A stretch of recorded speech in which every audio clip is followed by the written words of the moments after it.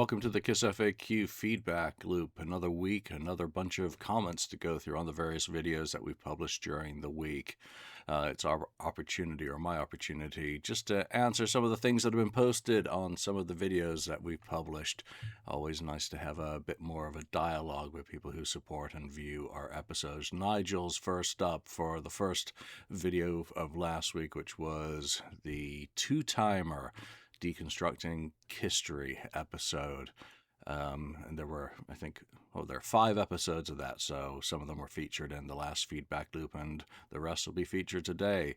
You Wanted the Best was my very first Kiss CD. That's shocking to think about, actually, that this was people's entry point. Everything from the orange CD case, cover, liner notes, and even the Leno interview I loved at 12 years old.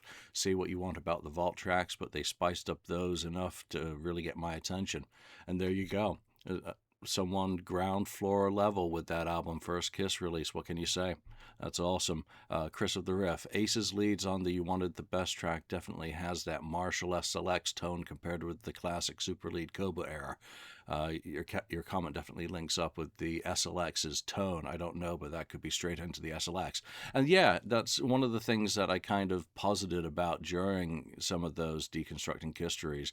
I don't know the technical details of how they were treated, but they could easily take a guitar multi-track, that single guitar, depending on how it was recorded, unless it was mixed weirdly, as Eddie Kramer found for Davenport, and run it through a patch of some description and change it. I've done that with Apple Logic, so certainly anything is possible, especially by those who've got real tools and real skills. Historian Brothers.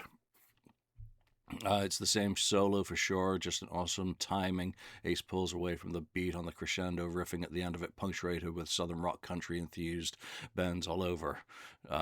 Alive, in fact, even more so on that score if you listen to Ace on the Daisy tapes. He's a country boy. Great observation there about Ace's playing and some of the influences that come into how he, melded a whole bunch of different musical styles into what was his signature style. Coldacre. So the one thing I've taken from all this is that Paul re-recorded all the rhythm guitars in 1996 for Two Timer. I never really got that, but Coldacre goes on to point out the left-hand vibrato during the opening riff is different. At least they kept Ace's solo. So maybe you hear it, maybe I don't. That's a cool observation nonetheless. Eric Rakow, I guess. I prefer the Koba Hall versions. Who doesn't? 1975 versus 1996, any day of the week. Especially for the guitars. They have the feel that only comes from a band that plays together and has been listening to each other for years. Of course, it's easier to get the vocal performance you want in the studio where you can hear yourself perfectly and don't have to play an instrument while singing. But that's nothing new. Kiss has been re-recording vocals on live albums since Alive. Another great observation. Yeah, how much of Kiss Alive was fixed in the studio? Well, we may find out if I do another Deconstructing History series, or someone else does it. So, moving on. Stargazer Max, you're doing interesting stuff, Julian, but in this case, it merely highlights what an average song two-timer is to me, actually. Ouch, Max. No love for the Demon.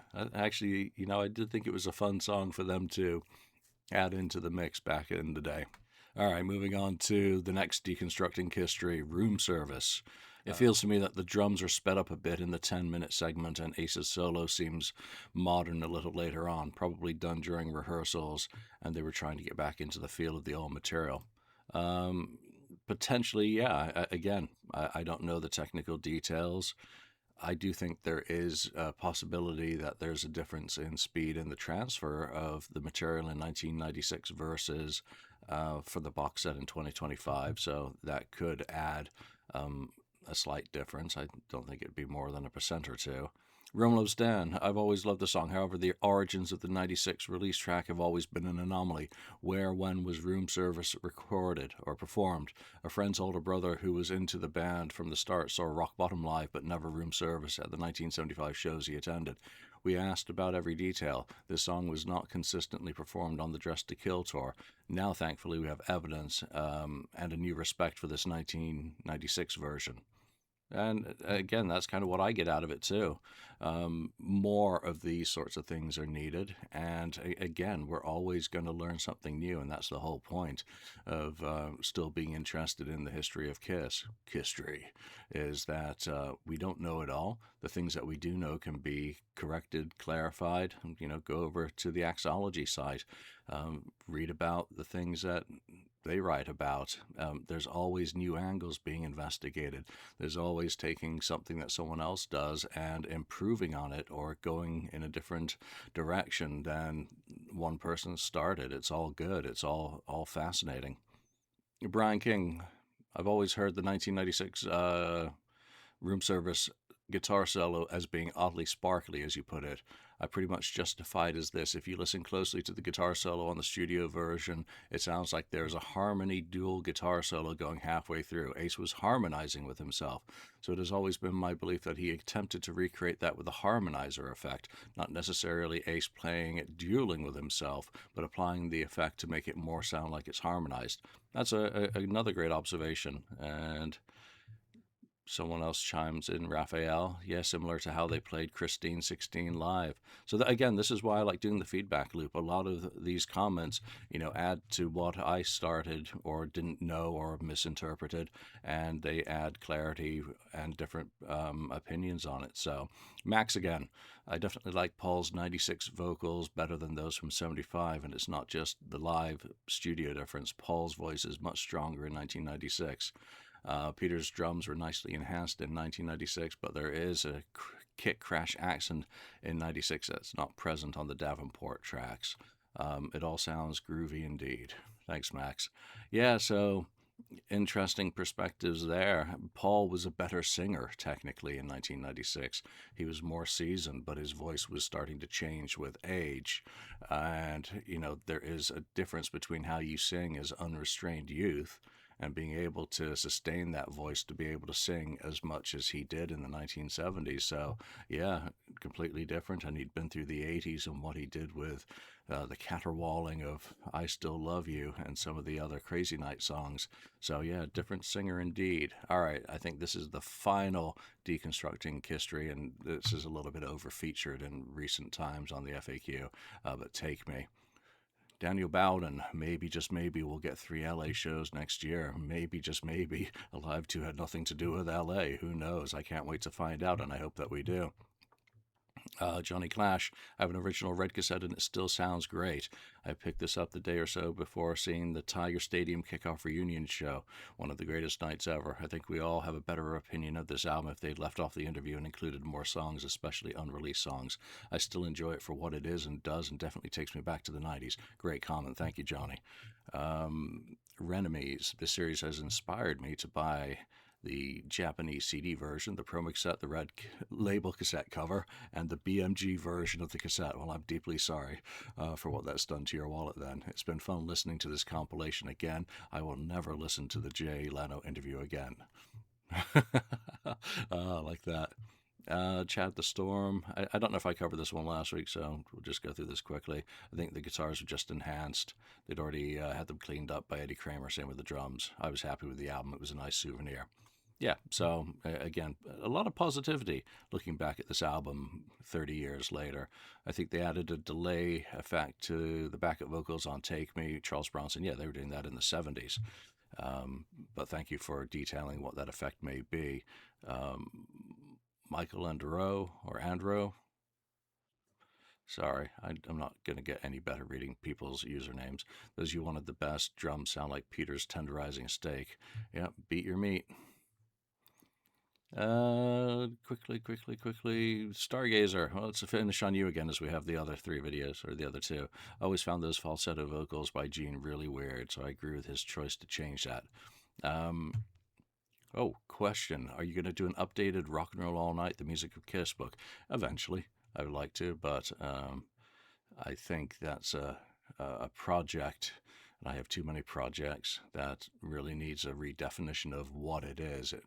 I think the other versions that have come out have had too much extraneous, like Eric Singer post-Kiss and pre-Kiss. It needs to be a little bit more focused into just being the originals pre-Kiss and then Kiss, and leave out all the extra Kiss stuff, because then if you've seen how some of the song stories have really expanded, more space can be given to all of the albums, especially with so much more information now available for them. So thanks for that question. All right. Ken put out a video, the Vinyl Minutes. He did MTV Unplugged and Love Gun last week. Jay Zach's dad, great episode. The Love Gun picture disc is beautiful. Beautiful. Hopefully, it's included in the Love Gun box set next year. Hopefully, there is a Love Gun box set next year. Bill Phelps, nice video. The booklet on the Italian version is very nice. I have an original No Gun, a Canadian copy, the same Walmart splatter as you showed, and a Japanese copy, no obi, but has lyric sheet. Cool collection. I don't have any of those. Kiss Crazy. Love these vinyl videos, Ken. Me too. It's nice to see Ken's collection.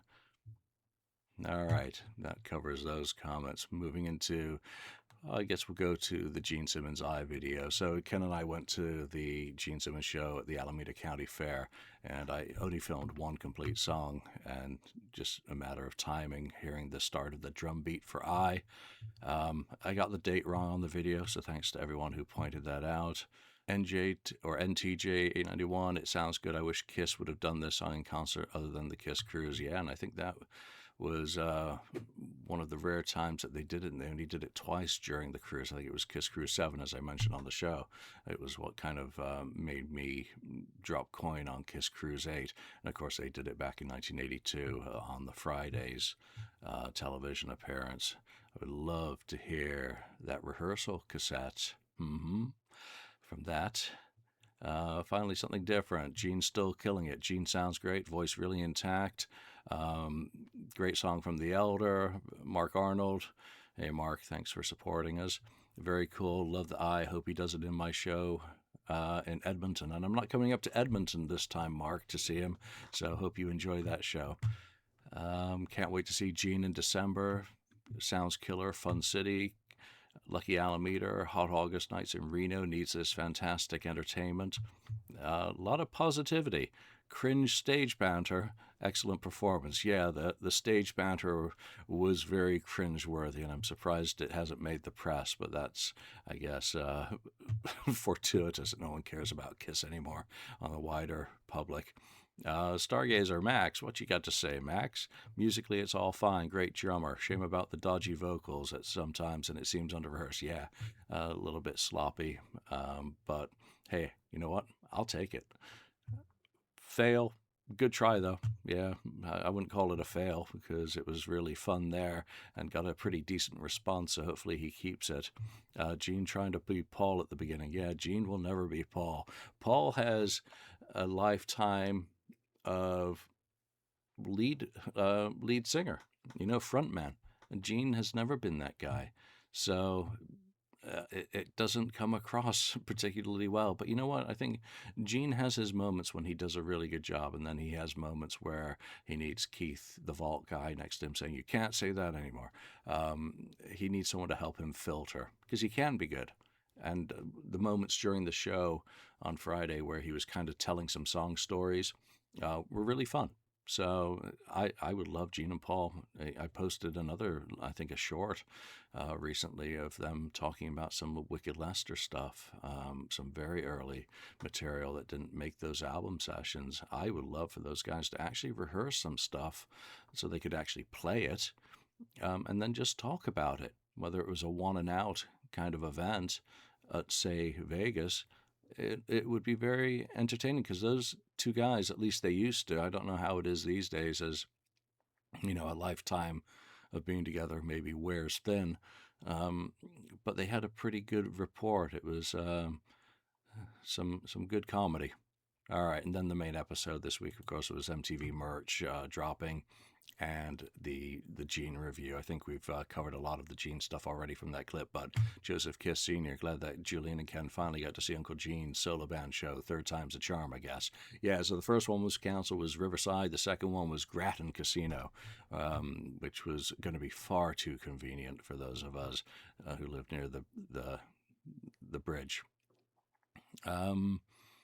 Where is the Life in the Woods video? Go to Kiss Online. It was shared there. If you're not a member, you can sign up for free. And there are benefits to signing up for free.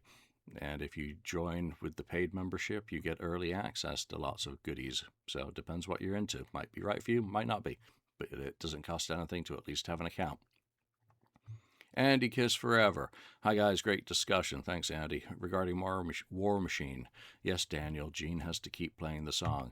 Yes, Andy, I agree. War Machine's a fun song. I'm not going to put it up on any pedestal or anything, but it does come across really well. And then, it's the usual whinger. I'm not going to read those comments. All right, so those are the episodes for last week. There's a lot of fun anniversaries now that are kind of coming up, with the 30th of the anniversary of the reunion tour, and some other anniversaries that are rapidly approaching throughout the summer. It's the 50th anniversary of the Destroyer tour, the bicentennial. Well, that's the 250th. Or the 50th anniversary of the bicentennial, or the sesqui, whatever it is for 250. I'm not Latin, so I don't know. So who knows what we're going to do in terms of videos. But anyway, I do appreciate you joining us, and I more than appreciate you chiming in with your comments so I get to do these episodes. So keep those comments coming. If we see anything foolish, call us out, and we'll add a clarification in one of these feedback episodes. So thanks for your time. Oh, look, you're still here, watching or listening. We're not sponsored, monetized, or supervised. We're only in this for subs and likes and kicks. So why don't you mash that like button, subscribe to the channel, and leave a comment about today's episode.